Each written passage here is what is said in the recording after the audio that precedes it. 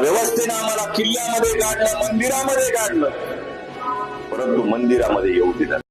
मांगीर बाबा हा आपला जो व्यक्ती मारून टाकला त्याचं ते प्रतीक आहे आणि लोक तिथं पाया पडायला जातात. आपल्या पराजयाचं ते प्रतीक आहे. माझ्या मित्रांनो, एवढा विषय निघला म्हणून सांगायला पहिलं म्हणायचे की मांगाचं तोंड सकाळी सकाळी बघितलं की चांगलं असतं, त्याचाच तो प्रकार आहे. कुठलाही किल्ल्याचं निर्माण, मंदिराचं निर्माण, कुठल्याही सार्वजनिक पुला, नदीवरच्या पुलाचं निर्माण करायचं असेल तर मनुस्मृती ग्रंथाच्या नुसार त्या मंदिरामध्ये, त्या किल्ल्यामध्ये, त्या पुलामध्ये मातंग समाजाच्या जिवंत माणसाला गाडल्याशिवाय ते निर्माण पूर्ण होत नाही.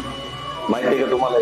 आपल्या माणसाला तिथं जिवंत गाडलेलं आहे. मांगीर बाबाला जे आपण दर्शनाला जातो ना, आपल्या माणसाला जिवंत गाडलेलं आहे. आपला पराजयाचा इतिहास आहे तो. मी त्याची माहिती घेतली. लढता लढता मेला तो, लढता लढता मेला. आम्ही त्याचा इतिहास बाहेर काढणार. या लोकांनी ज्या ज्या पद्धतीने आमचा इतिहास चुकीचा आमच्या समोर आणून, मांगीर म्हणजे जिथं जिथं आपला माणूस जिवंत गाडलेला आहे त्याला मांगीर म्हणतात. लक्षात ठेवा. जिथं जिथं मातंग समाजाचा माणूस जिवंत गाडलेला आहे तो मांगीर असतो. लक्षात ठेवा.